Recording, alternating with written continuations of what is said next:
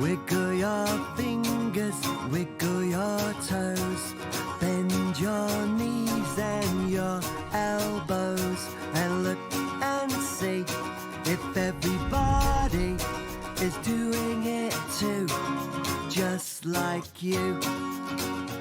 Stop bobbing up and down with your arms to the side, then flap them up and down like a butterfly, and look and see if everybody is doing it too, just like you. And if we all do the same, we'll all be together, moving around as one. And if we all do it now, we'll all be together, having a whole lot of fun, just like you.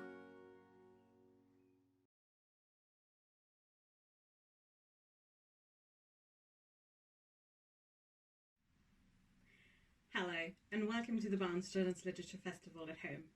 My name is Demet, and I'm from Berlin, but I've been living in England and volunteering at the festival since 2016. I've met Katie and Kevin at previous events, and they've always been fun to be around. The video we're showing you today has been especially recorded for this festival, and I can't wait to see what they came up with. Hi, I'm Katie Tsang. And I'm Kevin Tsang. And we are the authors of Sam Woo.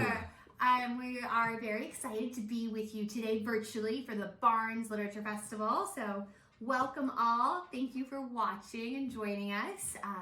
So there are 6 books in the Sam Woo series. The first one is Sam Woo is Not Afraid of Ghosts, followed by Sam Woo is Not Afraid of Sharks, followed by Sam Woo's Not Afraid of the Dark, and then come spiders, and the last one that came out was zombies. And the 6th Sam Woo is coming out this August, and it's Sam Woo is Not Afraid of Space. So to let you guys know who are watching how this is going to go, we're going to tell you a little bit about Sam Woo and the series, do a reading, and then do an activity together. So Sam Woo, as I'm sure you can tell, Kevin can show some photos, is not afraid. That's Sam right here. Whoop, which way? This way. There's Sam. So Sam, at the very first book, an important thing, even though there's 6 books, and Sam Woo is Not Afraid of Ghosts is the first one, you can read them in any order. So say you really like sharks, you can start with sharks. Or you love spiders, you could also read spiders first. I don't know, do you love spiders? We go back and forth. Sometimes. Sometimes. Or you could even start with zombies, which is the last one. So I encourage you to read whichever ones you're most interested in. But Sam Woo is Not Afraid of Ghosts is the very first Sam Woo adventure. And it starts with Sam doing something embarrassing in front of his entire class. And he is then called Scaredy Cat Sam by his nemesis, Ralph Philip Zinkerman III. Although sometimes we don't thumbs down anyone. Okay, well in that moment I would give him a thumbs down. In that moment we give Ralph a thumbs down. And I would usually give him maybe a thumb sideways. So then we have to decide, Sam has to figure out how to prove to everyone that he is not afraid. So in the first book, he faces ghosts and then so on. So it's a lot about facing your fears and friendship. It's also got family, which we'll talk about Sam's family in a moment. But I'll let Kevin tell you a little bit more about each of the characters. Yeah, of course. So the main protagonist, the leader of the stories is Sam, who is right there. And he is accompanied by, let me just find it, 2 of his best friends. So there is Zoe, who's the fastest person in their grade. And there's Bernard, Bernard, who is the smartest person in their grade. And so Sam thought he had to be the somethingest too. So he decided he will be the bravest. And then this is also a nice picture because it shows some of the other characters. Those are our 3 main ones. So here we've actually got Ralph Philip Zinkerman. And there's his twin sister, Regina, who features quite a bit. Right there, there's Regina. And then down in the corner is Lucy, Sam's little sister. Who's very brave. Very brave, actually brave. And Lucy has, I'm just pulling up a picture to show you guys. Lucy has a cat named Butterbutt, which we think is a pretty funny name for a cat. So let me find you a picture of Butterbutt here. I got one. You've got one? There's Butterbutt. Butterbutt the cat. So Sam lives at home with his sister Lucy, cat Butterbutt. his mom and his dad and his grandma, who he calls Nana, who lives with them. So I think this would be a good time to give you a little taste of the series and do a reading. Of course. So we wanted to maybe do a reading from Sam Woo is Not Afraid of Zombies. So to set up what's happening in this one. So at the end of each book previously, when Sam has faced a fear, Regina will say to Sam Woo, please don't do that. Kevin is flicking the pages. I'm trying to get to the right He's spot. trying to get to the pages. So Regina will say to Sam Woo, I hope you're brave enough to help us face the zombie werewolf in our basement. And Sam is always like, oh, hope I don't actually ever one day have to face it. And guess what? In this book, he does. So as we said, Ralph is his nemesis, but Ralph has actually worked with Sam a little bit, especially in Sam Woo is Not Afraid of the Dark. Sam and Ralph end up at the same camping trip, and they have to face what's hiding in the dark together. So even though Sam isn't sure if he wants to help Ralph, they've kind of been on the same team together, and he definitely wants to help Regina. So they've gone over to Ralph and Regina's giant mansion. Kevin, you want to pull up a picture of the mansion? Yeah, of course. That they live in. And Sam's really nervous. It's his first time Ralph and Regina's house. And they are getting ready to see what is in the locked basement where they think there is a zombie werewolf. And now before they go in, oh, perfect, that's a good picture. So this is them driving up the long, windy driveway to the house. There's Sam and his friends in the car. And look at this. They're in a mansion. So they need to be prepared to face a zombie werewolf. Now, I want you to take a minute and think, what would you take with you if you were to face a zombie werewolf? I'm not going to ask you because I know what you would take because we wrote them in the book. I would take you. Oh, thank you. Excellent. I'm very brave. But they think, okay, you know what would be good? Silver, because silver sometimes can protect against things like werewolves and vampires. I think it'll probably work against a zombie werewolf. And Ralph and Regina say, our parents have lots of fancy jewelry, so let's go look in the closet. So this was called Crowns in the Closet, this chapter. And there the kids are going up this big spiral staircase.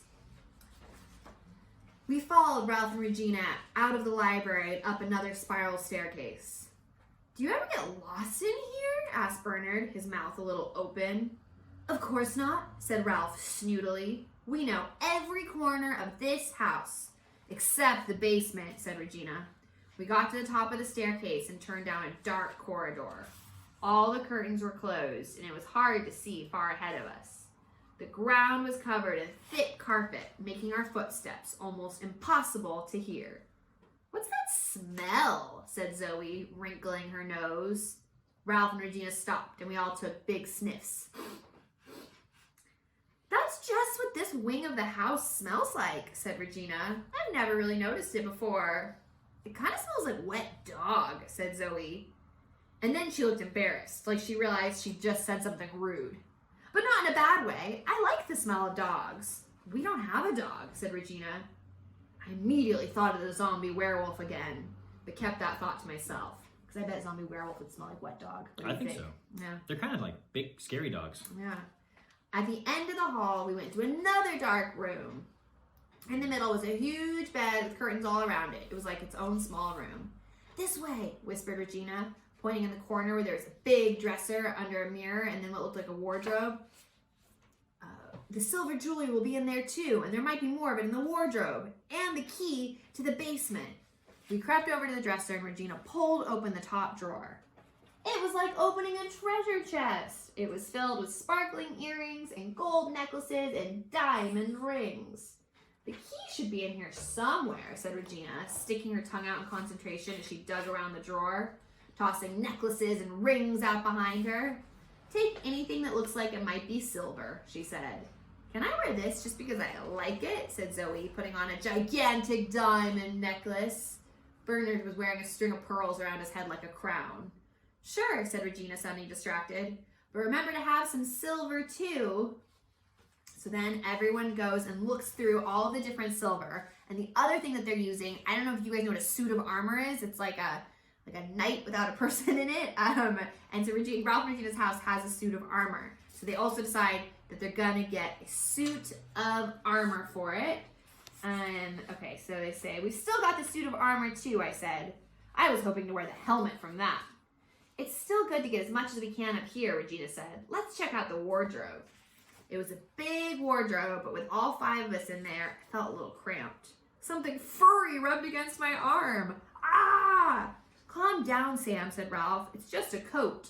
He flipped a light switch, and I saw that there were a lot of fur coats around us. Your mom sure likes fur, I said, swallowing. I didn't say what else I was thinking. Who better to have fur coats than a werewolf?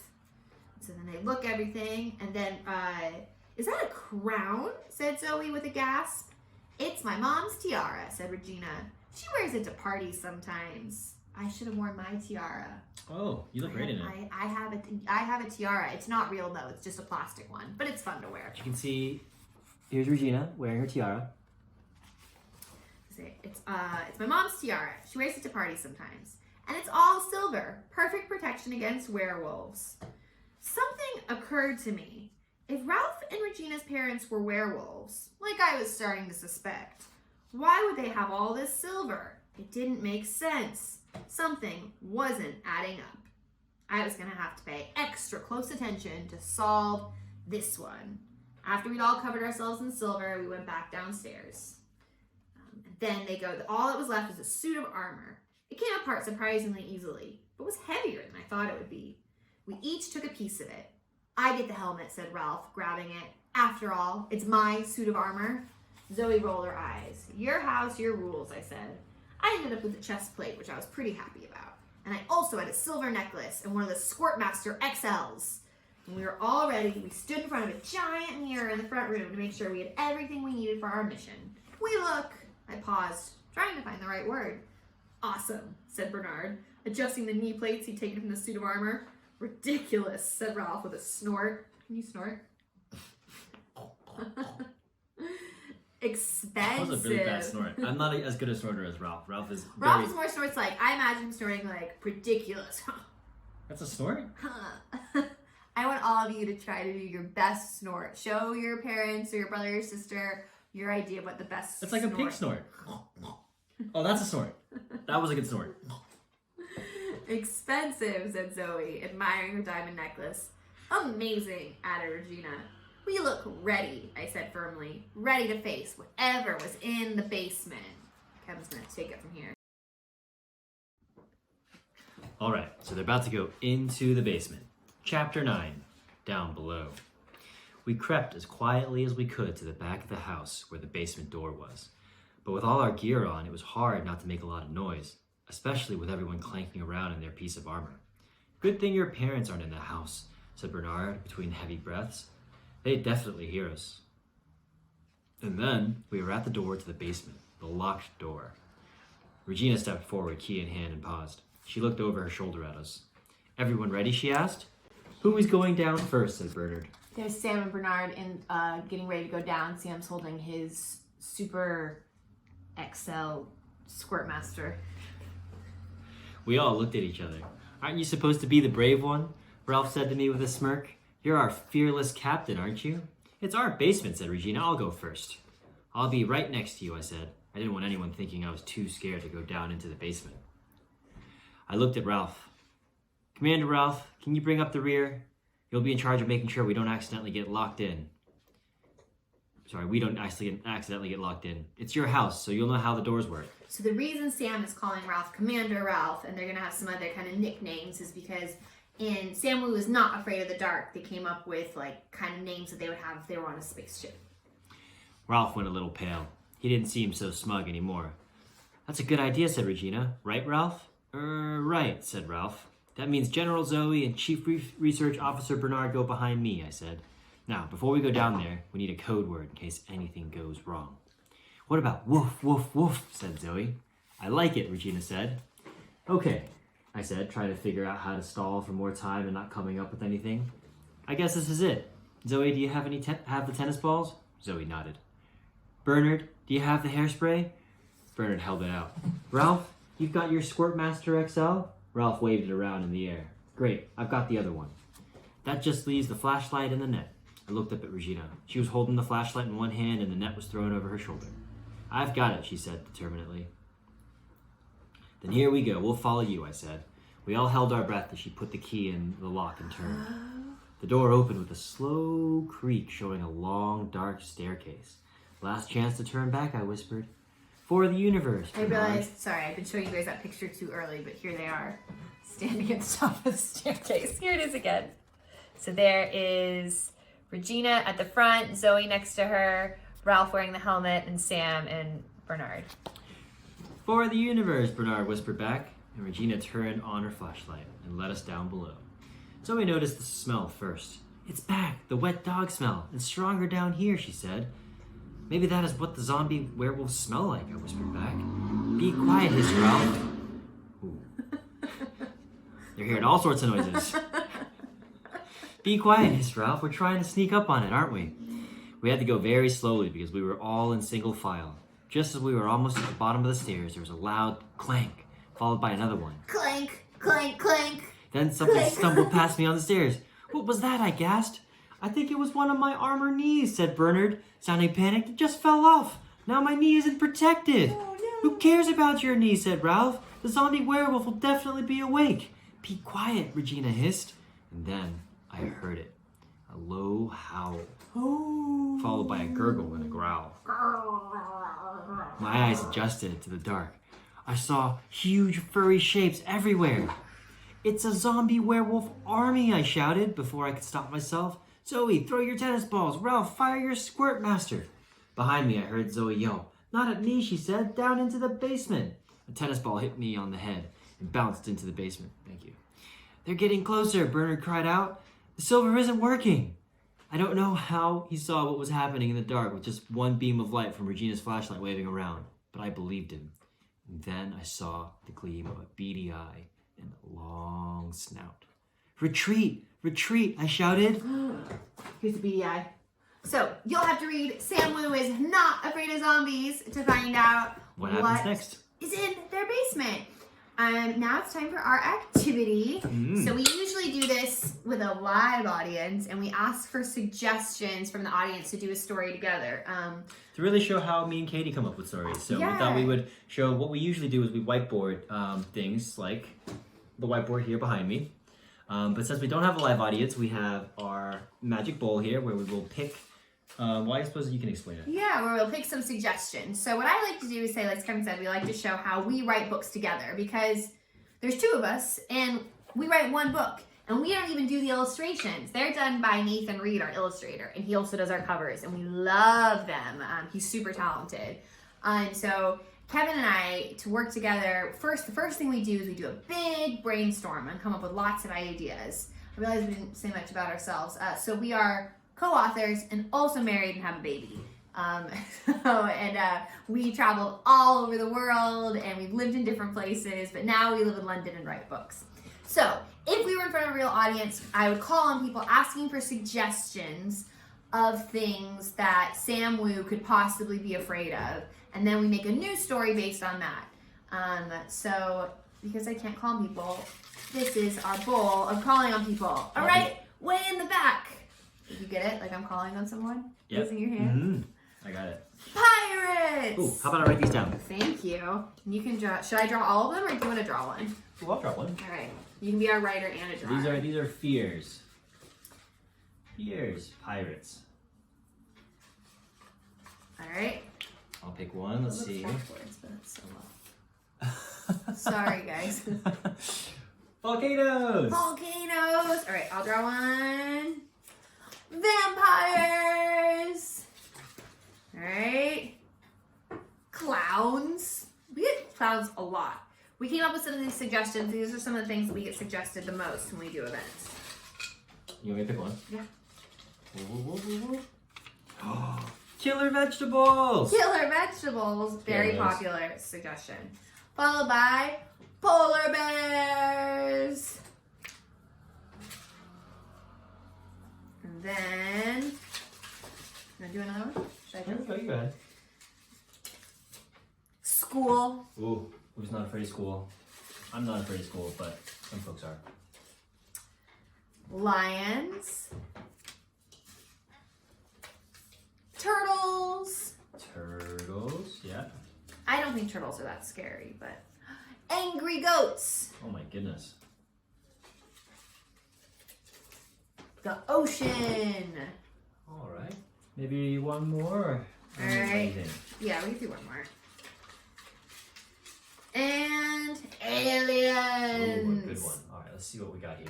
So usually what we would do now is we would go through the list and we would have the live audience cheer for the ones they were most excited about. However, since it's just me and Kevin here, we are going to choose our... All right, we have fast forwarded for you. So usually, like I said, what we would do is we would have the live audience cheer for the ones they were most excited about. But that's tricky to do without a live audience. So we went through and chose some of our favorites out of our magic bowl of selections. And we decided on pirates, volcanoes, vampires, killer veggies, and angry goats.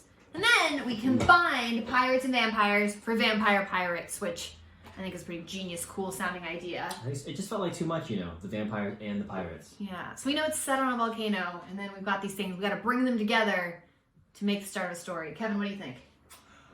What about, I love angry goats, love killer veggies. What if the angry goats are at war with the killer vegetables? And the thing is, you know, the goats want to eat the vegetables, but they're killer vegetables, so it's, you know, they're pretty evenly matched. And I think they're giant vegetables too. Like imagine like a big carrot coming out. And a goat like, I'm gonna eat Ready you. for battle. But we still have to tie in our vampire pirates.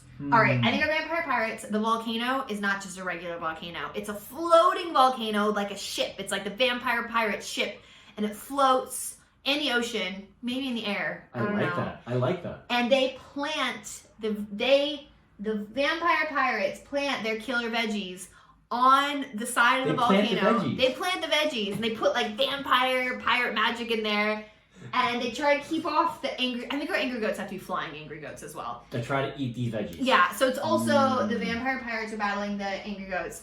Now what we would usually do is we would figure out who's going to be our main character. So I think here would probably be a kid, and we would figure out how a kid got to this floating volcano vampire pirate ship covered in killer veggies being bombarded by angry goats. And whose side is the kid on? I mean, I think obviously the kid's on the side of the angry goats. Maybe he's riding the flying angry goat. goat. I would have said veggies. No, the veggies are... No, because the veggies are on the side of the vampire pirates. I don't know. Well, it's for you to decide, I guess. Yeah, so we would really love if you went away and continued this story. Tell us who the star is going to be. Is it, you know, a boy and a girl, brother and sister, best friends? You know, how, again, did they come upon this floating volcano pirate ship?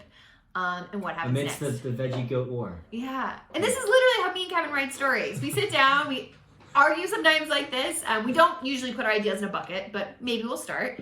And we write them on the whiteboard paper, and we turn our whole living room into a big whiteboard and come up with the ideas that we want to write. So we hope you enjoyed hearing a little bit more about Sam Wu. And as a reminder, all 6 are out now. 5 are out now. And you can get the 6th one, Sam Wu is Not Afraid of Space, this summer in August. Thank you so much. Thanks for joining us at the Barnes Children's Lit Festival. Bye. Bye.